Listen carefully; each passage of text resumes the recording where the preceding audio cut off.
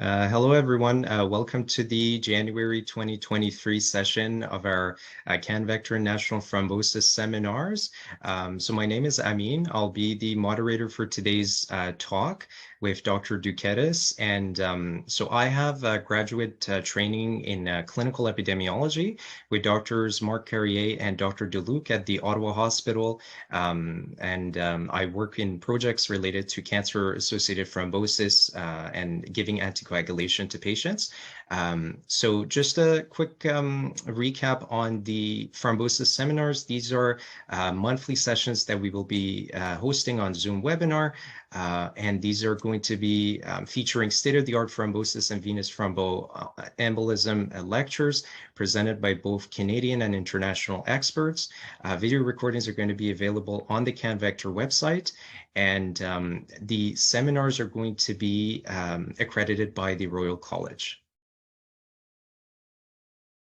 So these are the members of the planning committee for 2022-2023, chaired by Dr. Wang. And the topic of today's presentation is on the 2022 ACCP guidelines on perioperative antithrombotic management, the controversies, evidence gaps, and future research. And it's my great pleasure to have Dr. James Duquetis here with us to give this talk. I'll give a small background on his work. So Dr. Duquetis is a staff physician in general internal medicine and clinical thromboembolism at St. Joseph's Healthcare Hamilton.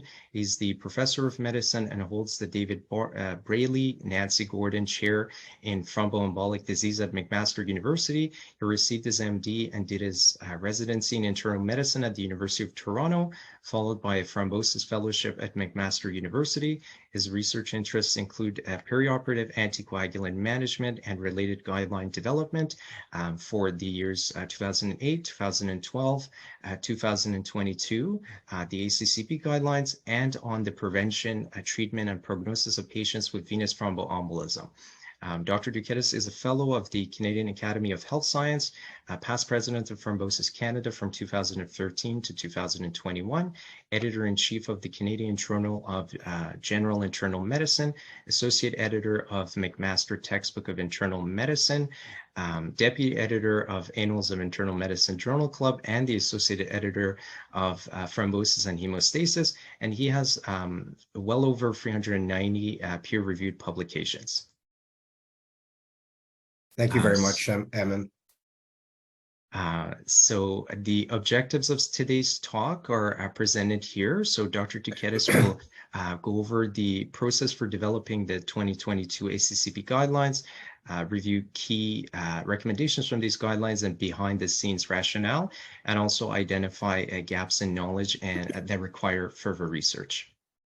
So just a quick reminder, we will be having a 15-minute Q&A period at the end of the presentation. You can send in your questions through the chat box throughout this time. So with that, I'll pass it on to Dr. Duquetis. Thank you again very much, Amin, and good morning, everyone. It's my privilege to be part of the CanVector National Webinars program, and I applaud the work that CanVector has been doing, not only in the knowledge translation area, but tremendous amount of work in promoting emerging clinician scientists such as Amin in the field of thrombosis. So, and it was delighted to see many of you at our national meeting last November. This is the topic, as Amin said, and here are my disclosures. As was discussed, okay, there we go. So we're going to be talking about the recent American College of Chest Physicians guidelines on perioperative antithrombotic management. And I also want to juxtapose also some guidelines from the European Society of Cardiology, just to provide a bit of perspective and not make it just focus completely on what is being said by one set of guidelines, because there are many stakeholders and many groups that deal with this kind of clinical problem. So the objectives here is really to first of all describe briefly the process for developing the guidelines, Secondly, to review key, they're not all of them, obviously, but just potentially controversial recommendation from these guidelines, and to offer you, the audience, kind of a behind-the-scenes peek at what went into developing the wording and the recommendations.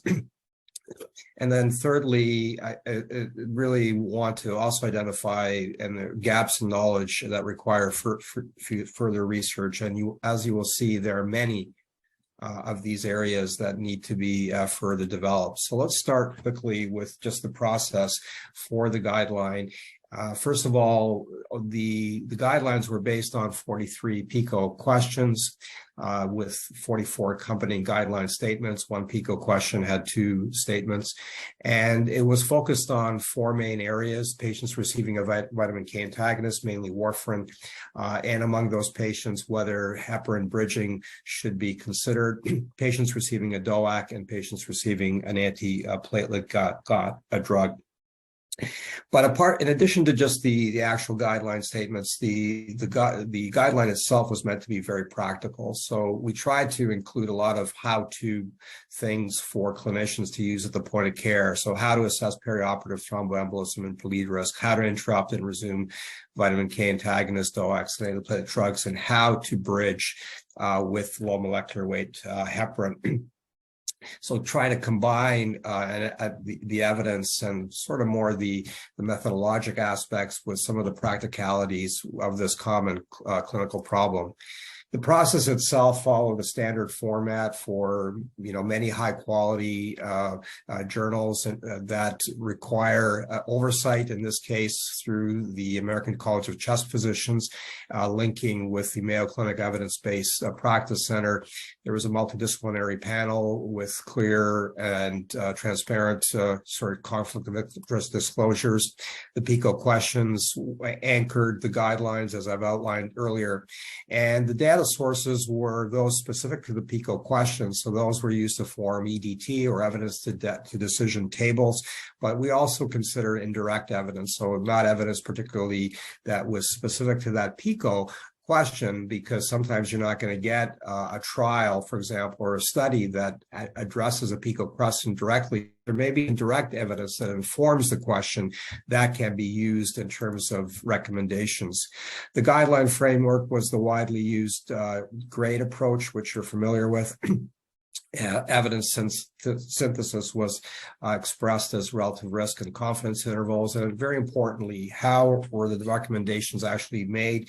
So we used a modified Delphi technique to achieve consensus for the final guideline. Each statement required at least 80% agreement among at least 75% of eligible non-conflicted panel members. So this is a very important part of guideline development to ensure that bias, whether financial or intellectual, is minimized.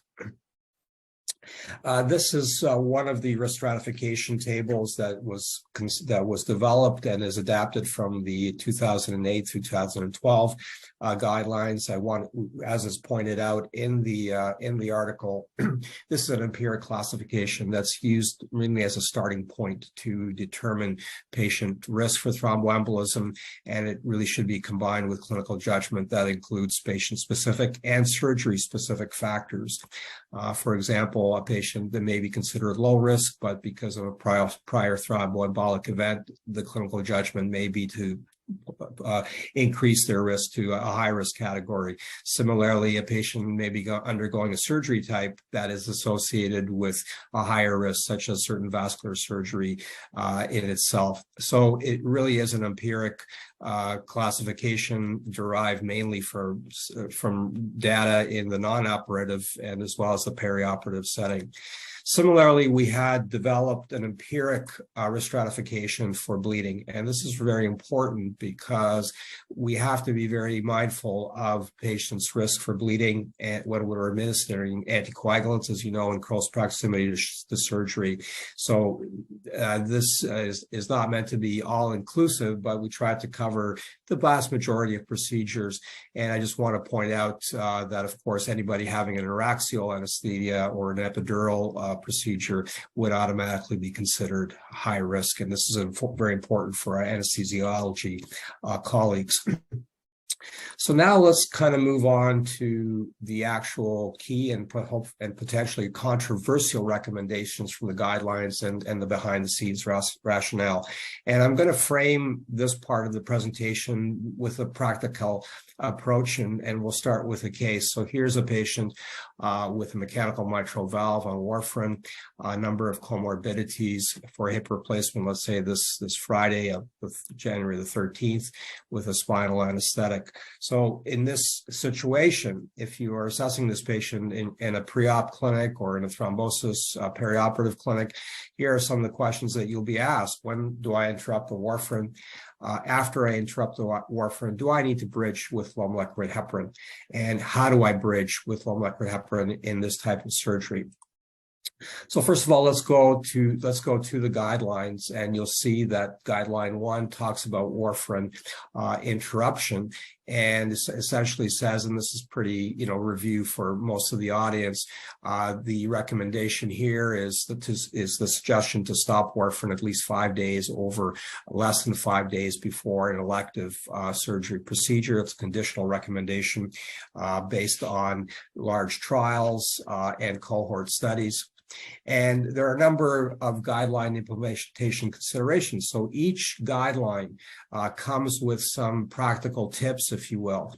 And a lot of these are not based on the actual PICO question per se, but provide some input into the milieu around that PICO question. So when we talk about the PICO being when to interrupt warfarin, there's also some other things we have to consider. Practical things like, using a VKA management calendar for patients, identifying patients who may need a longer interruption, and considering that VKAs are differ depending on where you live. And in Europe, acetocumarol is widely used, and there still are some patients that are using the longer acting fenprokumon. So these guideline implementation considerations provide a bit of a practical clinical tips, if you will, around the, in this case, the PICO about interrupting warfarin. So this was not too controversial, but here are some that might raise a bit of eyebrows, and they refer to, do I need to bridge with low molecular heparin? So first of all, in patients who are having a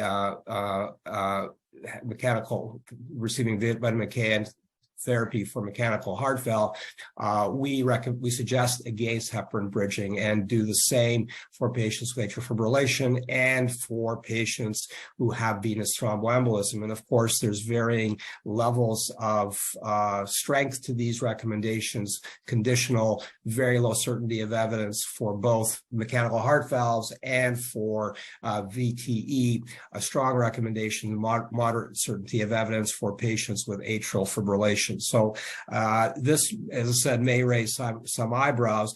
It was based on the two key trials, Bridge and Periop 2, as well as non-randomized trials comparing bridging versus no bridging studies. So your question may be, Jim, are you crazy, or have you lost it? Why are you not bridging mechanical heart valves? Well, really, we have to look at it in a broad sense, but in a more specific sense. First of all, if you look at the totality of evidence, we cannot find any data, any literature where bridging reduces arterial thromboembolism, but we see that it does increase bleeds. When we're saying that we don't want to bridge mechanical heart valves, really what we're saying is there's a lot of these patients that will be bridged. So, patients who have a mitral valve and have risk factors where might be considered essentially all such patients would be in the high-risk category. Bridging aortic valves also are considered a high-risk category. And so you want to take the objective here was to try to move the needle away from bridging, even among patients with mitral mechanical heart valves, but not necessarily move it completely, but get people thinking, for example, if I've got somebody who has a mechanical mitral valve, who has a newer Onyx valve, for example, or who doesn't have any risk factors, very rare, but do I really need to bridge that patient? And the same applies for mechanical aortic valves. The other part that I think you need to consider with these recommendations are that they are tempered. So there are a number of guideline implementation considerations where patients in selected high risk for thromboembolism, so if they've got a mechanical heart valve, as I said, with one risk factor, older generation mechanical heart valve, recent thromboembolism, heparin bridging is suggested. So we're not moving the needle really too far against bridging, but it's more to the intent there is to get people to think, do I really need to bridge these patients? And the same is being said for patients with atrial fibrillation and for venous thromboembolism, that there will be situations in all of these three categories where bridging is suggested. So let's just kind of also consider that in addition to the actual PICO question about bridging, we also have a separate question as to patients who are either classified as low to moderate risk for thromboembolism. It is suggested that we do not bridge, but the guideline implementation consideration here is that there may be selected patients in that low to moderate risk category that can be increased in terms of the risk profile and be considered for bridging. So once again, this is where the clinical judgment part comes in. The guidelines are not meant to be prescriptive in any way and allow flexibility, but the intent was sort of to move the needle a bit more away from bridging. Now, having said that, and I welcome any questions or comments about that. What do our partners in Europe say? The ESC say, and essentially they're kind of saying the same thing, so that a low molecular heparin bridging may be considered for mechanical AVR with thromboembolic risk factors, mechanical mitral valve or tricuspid valve. So they're not placing a caveat on the mechanical mitral valve, but we seem to be aligned in terms of the aortic mechanical aortic valves. So the other question that comes up in regard to perioperative anticoagulation is, are there situations where I can continue anticoagulation uninterrupted? And here are situations where we felt that continuing warfarin would be appropriate based on the available evidence. So these are patients who are having dental procedures, get conditional recommendation, low certainty of evidence with the following qualifying guideline implementation consideration that, once again, clinical judgment may warrant the interruption of warfarin in these situations. And then in patients who are on warfarin and needed a pacemaker or ICD, we recommend continuing warfarin. Here, in contrast, we have a strong recommendation based on a moderate certainty of evidence. So the question, and of course, this is predicated in the cardiac device area that the INR at the time of the procedure is less than 3, so within a therapeutic, not super therapeutic. So you may want to question, well, Jim, why did you make a weak recommendation for dental and a strong recommendation to continue for pacemakers and ICDs? And the answer is that there really is much more robust RCT evidence for continuing vitamin K antagonists with pacemakers and ICD, whereas in the dental literature, there are small RCTs with quite a number of limitations, and therefore we could not make a strong recommendation for dental procedures, even though they are probably the most common. And then finally, trying to operationalize perioperative warfarin, VKA, and low molecular heparin bridging is facilitated through the use of this figure, which provides a visual representation of situations where warfarin can be continued for minimal bleed risk procedures, like as I alluded to, dental or pacemakers, and then when interrupted for low to moderate risk and high bleed risk procedures, and the administration of heparin bridging. And you'll see, as an example, in the lower right-hand corner, you've got that sort of hashed area with bridging, which helps mean it represents flexibility in resuming heparin bridging, consistent with the approach used in the bridge trial to account for potential increased bleeding, greater than expected bleeding with any kind of especially high-risk procedure. So I'm going to shift gears now and move away from the vitamin K antagonists and talk about some of the recommendations related to DOACs. And once again, I'll anchor it on this case, similar patient as before, only this person has atrial fibrillation, is on a DOAC, and it could be either apixaban or rivaroxaban. And once again, they're scheduled for hip replacement surgery this Friday at 8 a.m. with spinal anesthesia. So here is a situation where there's a number of variables that are involved, the type of DOAC the patient is getting, the type of surgery the patient is getting, and the fact that they are having a spinal anesthetic. So the question that you can maybe ask in consultation is, when do I interrupt the DOAC? Is it 2 days, 3 days, or 5 days before surgery? If I interrupt the DOAC for 3 or 5 days, do I need to bridge with a low molecular heparin? And thirdly, do I need to check a DOAC level before surgery, in this case on the Thursday? And the guidelines try to address these questions specifically. So there are 4 guidelines each for each of the DOACs. And the recommendation here is that we suggest stopping the apixaban or the other DOACs 1 to 2 days before the surgery over apixaban continuation. So this is a conditional recommendation, very low certainty of evidence, because we don't have any direct RCTs. We have a prospective cohort study, PAUSE, and there are a number of sub-analyses from the large atrial fibrillation trials, as well as retrospective cohort studies. So no direct RCT evidence to support this approach versus an alternative approach. The guideline implementation considerations here are fairly straightforward in that they adapt the bleeding risk stratification that I mentioned to you at the beginning, and allows the duration of interruption to depend on the associated bleeding risk with the surgery or procedure. So 1 day off before a low moderate bleed risk, 2 days off before a high bleed risk.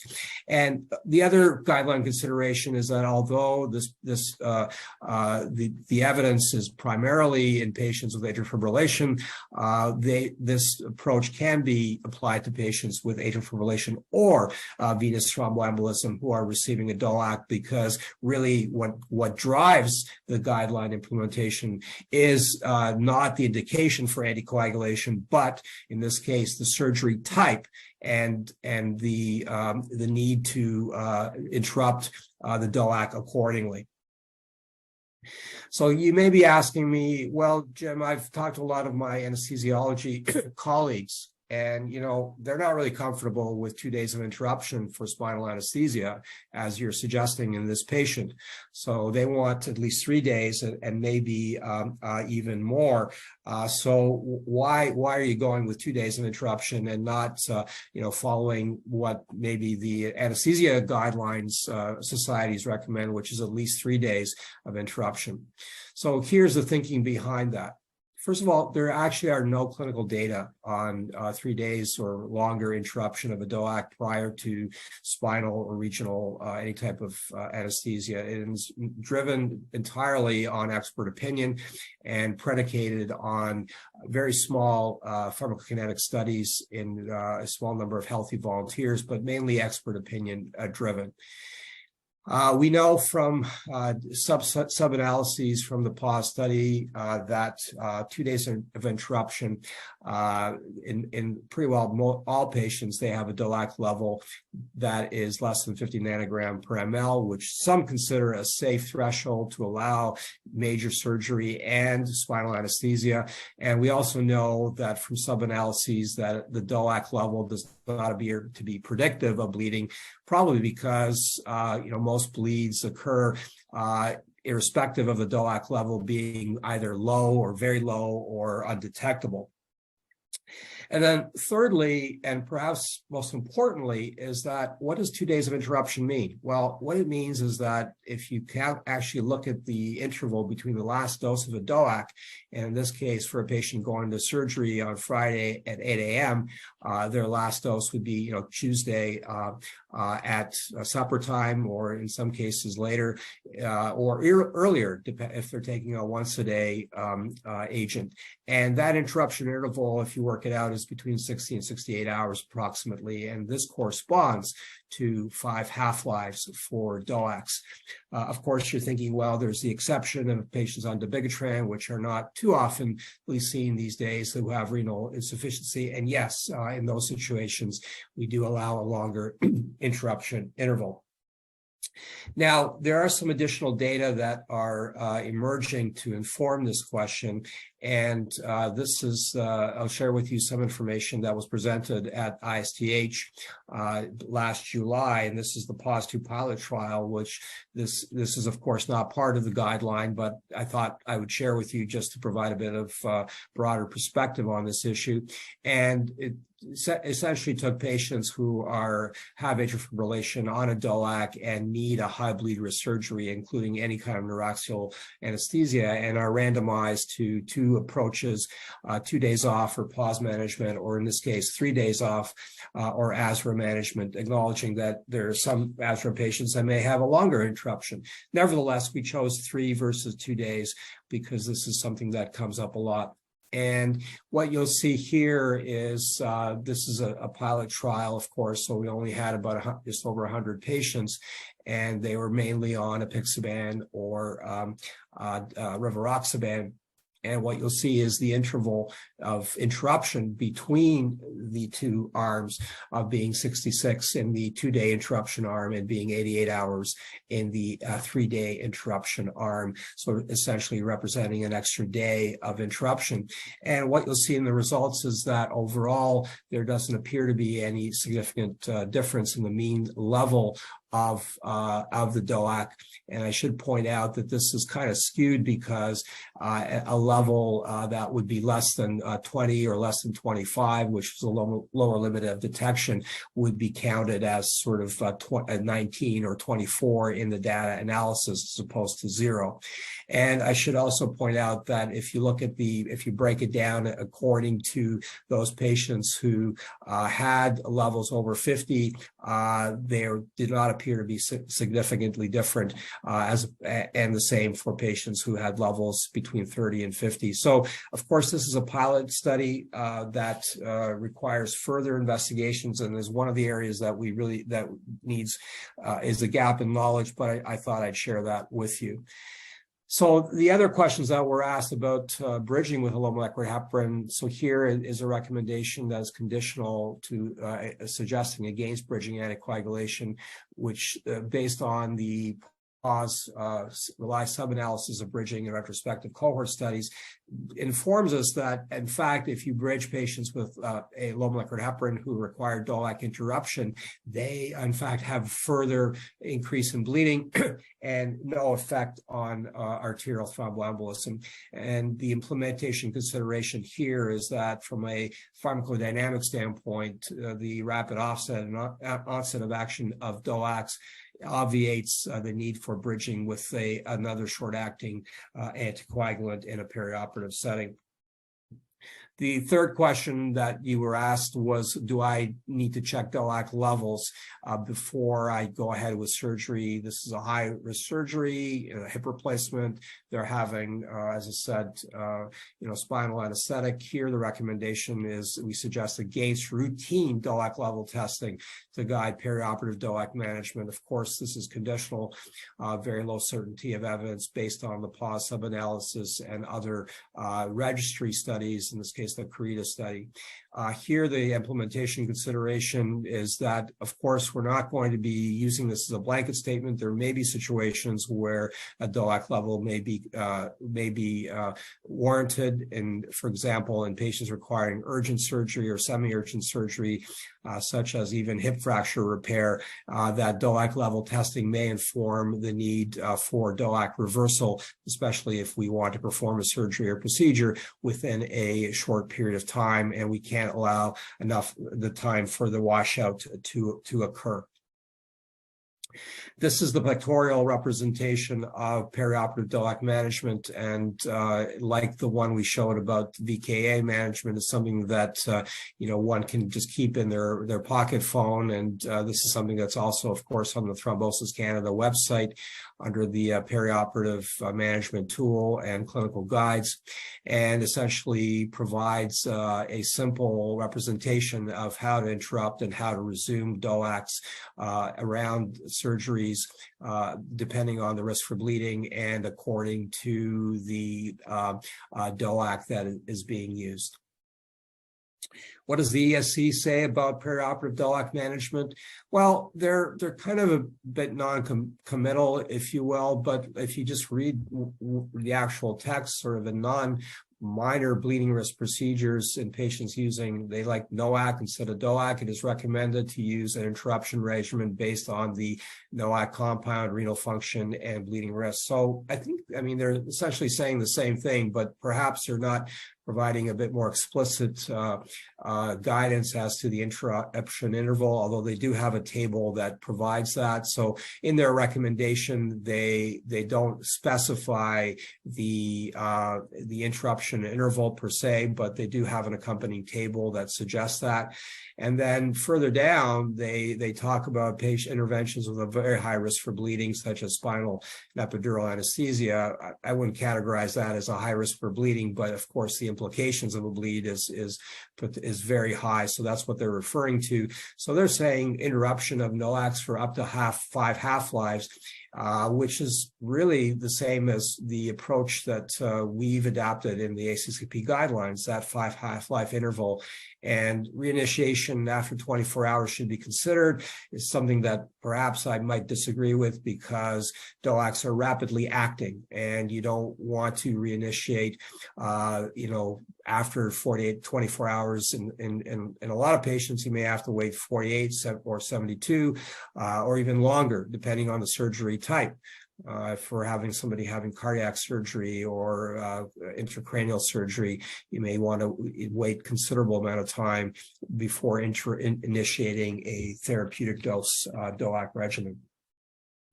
So the final area I want to review with you, switch gears again, and we go from the anticoagulants to the antiplatelet milieu. And here's a 65-year-old man with a prior ischemic stroke and also had a TIA 9 months ago, has a number of cardiovascular risk factors, and is taking ASA 81 milligrams. They might have been on dual antiplatelet therapy for a short time following their TIA, but now they are on single antiplatelet therapy and they need bilateral inguinal hernia repair, which would be considered a low to moderate bleed risk procedure. And the question here is, what do you do with the ASA perioperatively?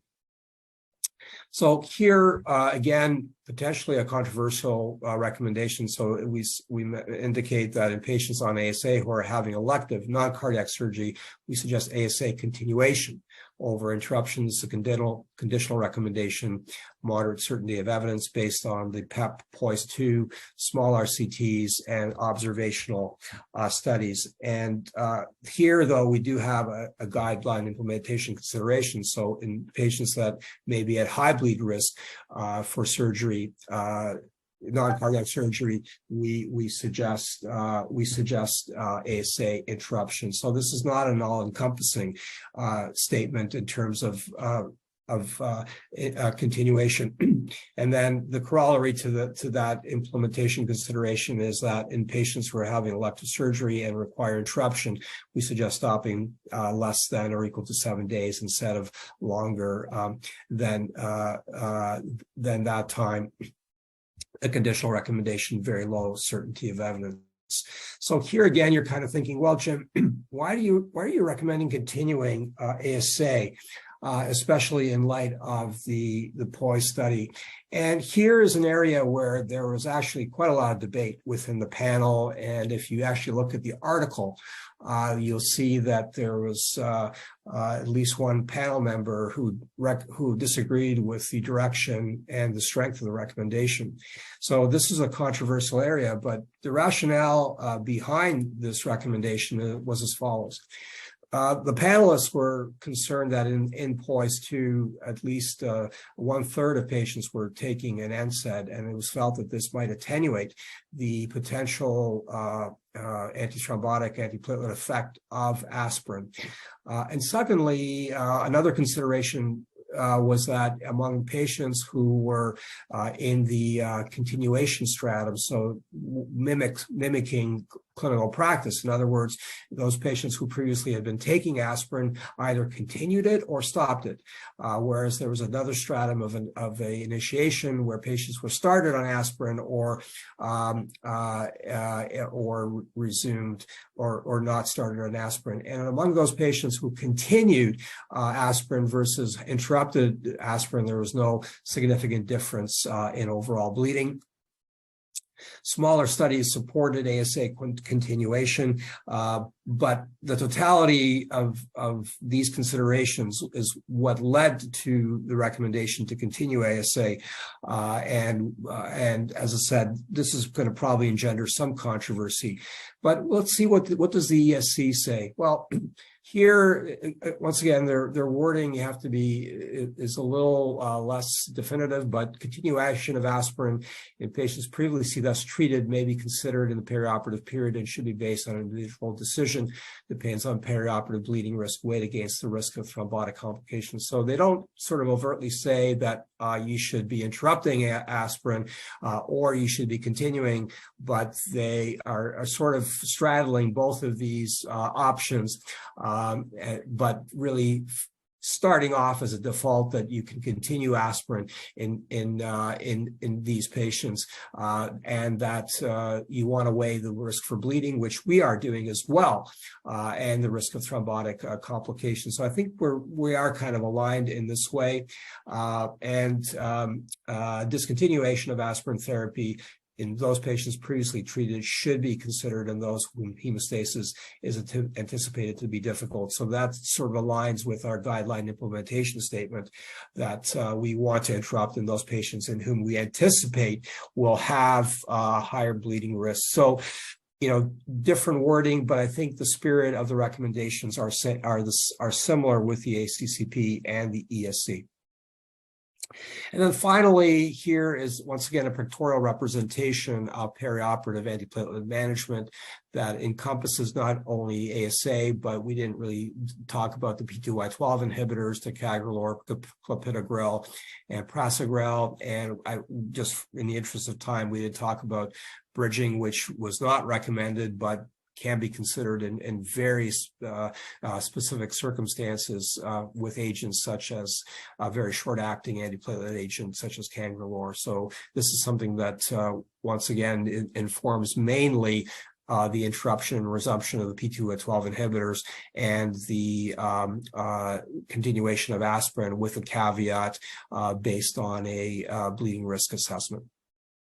So to finish off, what I want to do is try to identify sort of gaps in knowledge that require further research. And if you go through the guidelines, and you'll see the number of conditional recommendations greatly outweighing those that are strong recommendations, you'll see that there's still a lot of work to do in this area of perioperative antithrombotic management. So what are some of the questions? I think we still need studies looking at perioperative heparin bridging in patients with mechanical heart valve, including those with the newer types of onyx valves that are purported to be an even lower risk for baseline thromboembolism. I think we still, as I alluded to, need interruption interval research among patients who are in a DOAC and are having an araxial procedure or anesthesia. And then thirdly, this is a very vexing area of patients with coronary stents who are receiving dual antiplatelet therapy. Questions relating to safety of continuing aspirin and stopping a P2Y12 and the effect of factors such as the stent type, the location of the stent on outcomes. This is becoming less of a problem, happily, because patients are receiving shorter intervals of dual antiplatelet therapy, and especially among those who are perceived to be at high risk, they may only be on dual antiplatelet therapy for a month after their stent. So this is becoming less of a problem, but it's still what we still see in clinical practice is a lot of patients who continue dual antiplatelet therapy, often beyond the recommended 6 or 12-month interval for dual antiplatelet therapy following stenting. And then thirdly, the role of laboratory testing, whether it's for DOAC, anti-10A, and direct dilute thrombin time levels or antiplatelet affection testing or viscoelastic testing, what is their role to guide perioperative management? I would say that within CanVector, there are a number of colleagues that I've worked with, such as Joseph Shaw, who's in Ottawa, as you all know, who's been really at the forefront of addressing some of these questions, and in particular, looking at ways to predict bleeding based on laboratory testing. So, we applaud the work of many of the CanVector colleagues, and I certainly am very receptive to collaborate and have other colleagues take on or lead these projects within CanVector. So with that, I'll stop here and welcome your questions, your comments, and of course any criticisms that you may have. This is an open forum, and we need to discuss and debate things, especially in this area where it's a common problem. But as you see, there's still a lot of questions, and the evidence is by far non-definitive in many situations. Thank you very much all for your attention. Thank you very much, Dr. Duquetis, for the presentation. So we're just getting a number of questions in. Julian Dastus says, in the Periop trial, patients were all bridged pre-op and then randomized to bridging or no bridging, but it's suggested against pre or post-op bridging. How do you reconcile that with the recommendation in the guidelines? Well, the recommendation in the guidelines doesn't sort of narrow down pre and post-operative period. It talks about bridging. So it's a conceptual thing. It's not a specific directive that you bridge or you don't bridge pre-op or post-op. It's the tenet of the recommendation is to get away from bridging. Of course, if you want to follow a pre-op bridging protocol, such as was done in the Periop trial, then of course that is completely acceptable and is part of what we consider clinical judgment. But the aim here is to move the needle and get you to think away from bridging therapy. Of course, we have most data in patients with atrial fibrillation, both from the Periop 2 trial and from the bridge trial. We have observational data from in patients who are not bridged in VTE, and we have some observational data, less so in patients with mechanical heart valve. So this does not preclude following a specific study protocol such as Periop 2, but it is meant really to kind of change the mindset and get people to think, well, do I really need to bridge these patients? And if I have a mechanical aortic valve, for example, who doesn't have any risk factors, can I follow a no bridging at all approach, or can I use a peri-op 2 approach? Both of those may seem reasonable based on the guideline, which is, again, a conditional recommendation, so it means you don't have to follow it. But it's meant to sort of just change the perception. And as I said before, the totality of evidence, there's no single study that I'm aware of that indicates that bridging actually does good by reducing thromboembolic events. And there are numerous studies that show that it does harm. Perfect. And then Emily Lay says, should we continue aspirin for patients going for a high bleeding risk surgery such as hemi arthroplasty? Well, once again, we can't define every situation as to what is high risk and where you think you need to interrupt aspirin. Just as we talked about with bridging, we want the mindset to sort of change that you can continue aspirin as your default, but as the opt-out is that you will have to decide, is this patient at high risk for bleeding? Now, if you actually look at anesthesia guidelines, they're generally okay with continuing ASA in the context of spinal or neuraxial anesthesia. But what may drive your decision is not the anesthetic, but may be the actual surgery type. So, and then you have to account for, the thromboembolic risk. So really, this is not a binary kind of decision-making process. It's a more iterative process. And that's what these guidelines are trying to convey overall, that it's not black or white. Most things will be in the middle. And we're providing you with, a starting point.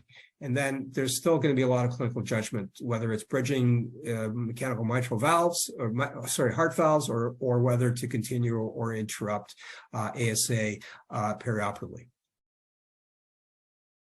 And Joelle Ray says, can you discuss tranexamic acid in non-cardiac patients? They're being used in ortho, hip, and knee all the time now, and in so many other surgical patients as a standard pre-op agent pre-incision.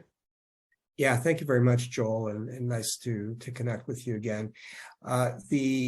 The guidelines didn't specifically talk about tranexamic acid and the POISE-3 study, which was published, in mid-2022, and this is after the guidelines had been developed. I think how we interpret the results of that study is going to vary. We know that I think my interpretation, for what it's worth, is that it's something that we should be considering more and more in patients that we know are going to bleed and that are not at, high thromboembolic risk. So if this may include the majority of patients undergoing major orthopedic surgery, certain cancer surgery, reconstructive plastic surgery. I think it builds on the evidence that we have, starting with the CRASH trial, the trial in obstetrical medicine that I know you're very familiar with, and the ATTACCUS trial in cardiac and coronary bypass surgery, where we're kind of going away from the fear factor of tranexamic acid and using it more routinely. So once again, it's not binary. It's going to move the needle toward use of tranexamic acid, but do we need it for a simple, lumpectomy, for example? Probably not. And this is where clinical judgment, once again, comes into play. Perfect. And then Dr. Yanzu says, thank you, Dr. Dukitis, for your insightful presentation. So there are a few questions here. In cases of anticoagulant interruption involving mechanical heart valves, aortic or mitral, is preoperative bridging with full dose low molecular weight heparin presumably considered a low harm procedure as done in Periop 2, and thus reasonable to adopt universally as opposed to post-op low molecular weight heparin bridging? Okay, so thank you, Yan. I'm trying to assimilate your very detailed questions. The first one, it seems, is that you're saying that, why not just bridge people pre-op because it's low harm, and And yes, I completely agree. If you look at when bleeds occur, they occur, either in the OR or, generally within the first 7 days of surgery. But it gets back to my question is, what is the premise of bridging? What are we trying to achieve with bridging? Is that we're trying to mitigate against thromboembolic events.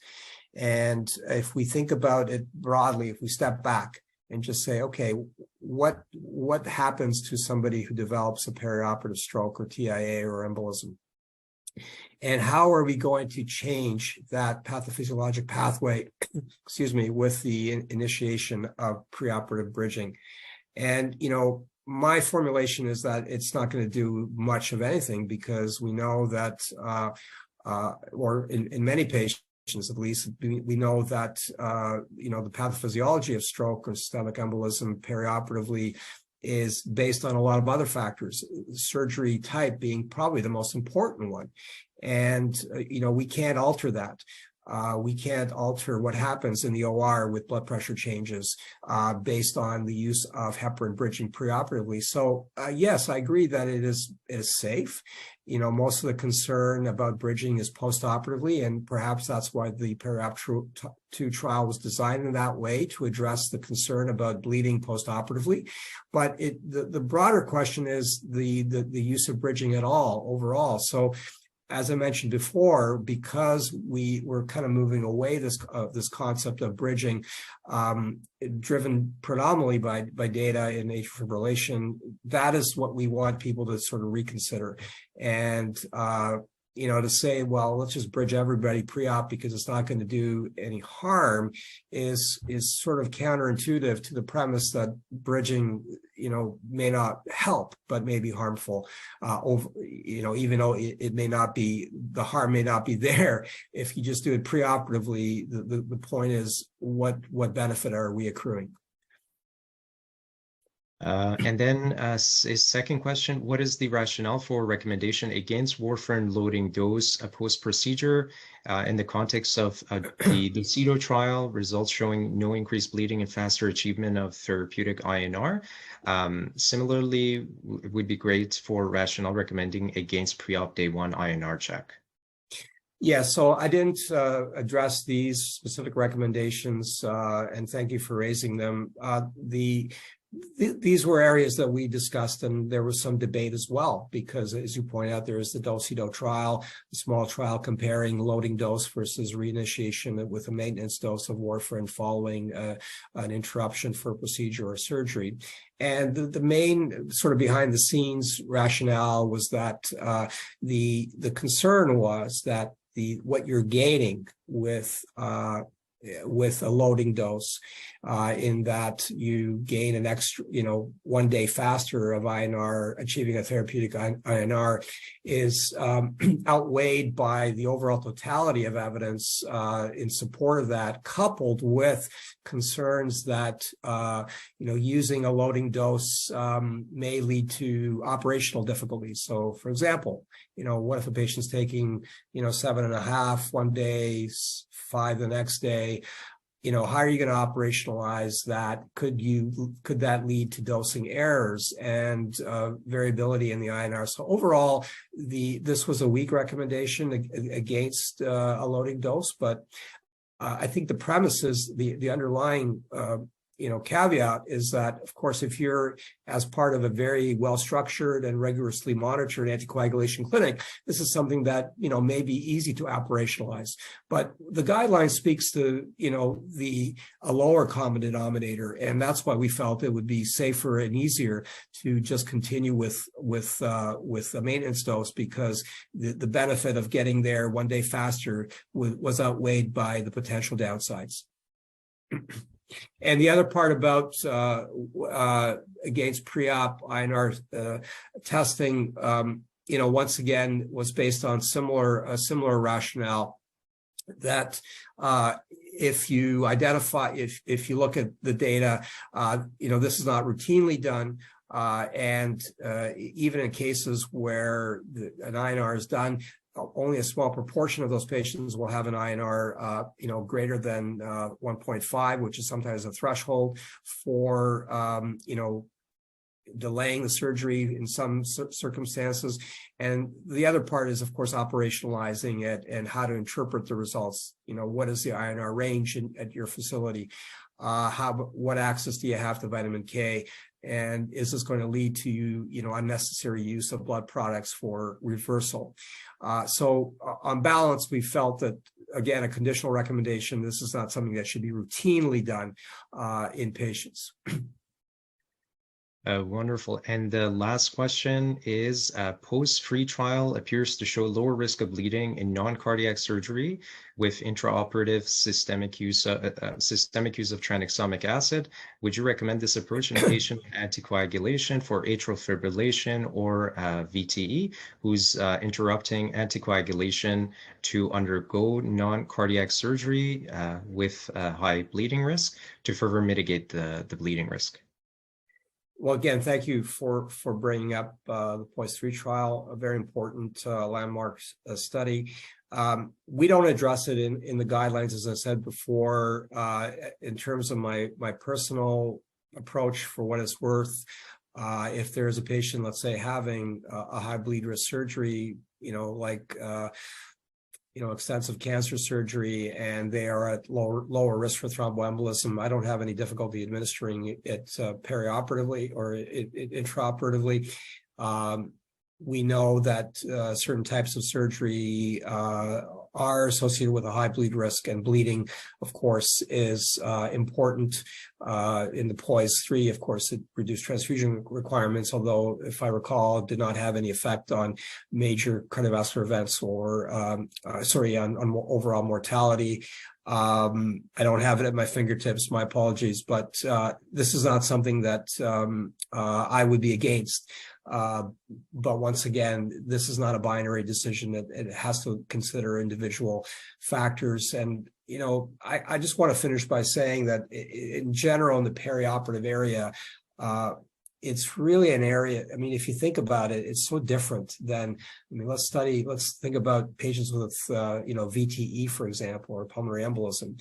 There, yes, we have a spectrum, but the spectrum of disease, the spectrum of variations and permutations in terms of that effector management are far narrower than the spectrum that we're dealing with in a perioperative milieu, where we have an array of patient factors and an even wider array of surgery and procedure-related factors. So our mindset has to be very different and can't be as intrinsically as prescriptive. So yeah, you can look at the guidelines and say, okay, they tell us this, but really this is just a starting point to help manage your patients. And we just can't account for all the variations and permutations in this clinical milieu, as we might be able to, we're doing studies in VTE now on CAF DVT, on isolated, asymptomatic pulmonary embolism and so on. We don't have that level of granularity in research in perioperative medicine, because it is so broad and so heterogeneous. So just keep that in mind as an overall guiding principle when you're dealing with these patients. Yeah, definitely very complicated questions to look into. And then the next question here says, what bridging agent should be practically used for patients with renal dysfunction? For example, can't admit for intravenous heparin. Yes. So once again, this depends on the individual patient. So there are situations where you may want to bridge with an unfractionated heparin, like subcutaneous unfractionated heparin. I don't think I've had a single patient, even on dialysis, who I brought into hospital for IV heparin bridging. So if you're concerned about using a low molecular heparin, maybe you don't want to check levels, but even if you do, it's probably not a good idea in a perioperative setting. Then yes, you could go to an unfractionated heparin regimen that is, mentioned in the guidelines. It's just not done very often, and it's something that once again is based on your clinical judgment. The only caveat here is just to, of course, as we do with any kind of bridging, is to be careful with postoperative administration, whether it's low molecular heparin or, in this case, unfractionated heparin. And one more question from Rita Selby. Also, no direct evidence to support that INR of 1.5 to 1.9 is associated with bleeding, despite the threshold with 1.5. Yeah, and thank you very much, Rita. There are some emerging data, retrospective data in orthopedic patients that have looked at patients having surgery. Typically, it's hip fracture repair or other more urgent surgery with INR levels over 2. And I can't recall if they specifically looked at 1.5 to 1.9, but there seems to be some correlation between anticoagulants being fully anticoagulated and having bleeding. So if we look at that specific interval, I don't believe that there are any, there's any direct evidence, but this is something that hasn't been really fully studied. So yes, it may not have a broad effect, but it's potential that it may it may increase bleeding. I mean, the analogy here is, the DOAC levels, or another analogy may be patients with hemophilia who have mild levels of factor 9 or 8 diminishment, and we often don't administer factor concentrates perioperatively in those settings, or patients with VWD. So there are other paradigms that might be linked to this question. But in response to your specific question, there are no data that I'm aware of that looks at the potential harm with operating on somebody with an INR within that interval. Perfect. Thank you again very much, Dr. Duquetis, for the presentation. So just a reminder to everyone that you can view the recording of this seminar along with our previous seminars on the CanVector website during using this link that you see on the slide. Don't forget to complete the seminar evaluations. That will help us to plan and also have the seminars, improve them going forward. And stay tuned for details about our next seminar, which will be on February 9th. So thanks again, everyone, for attending the seminar session, and Dr. Duquetis for the amazing presentation. Thank you very much, Emin, and everyone have a good afternoon. It's a pleasure to interact with you, and those questions were very pertinent, and please keep them coming.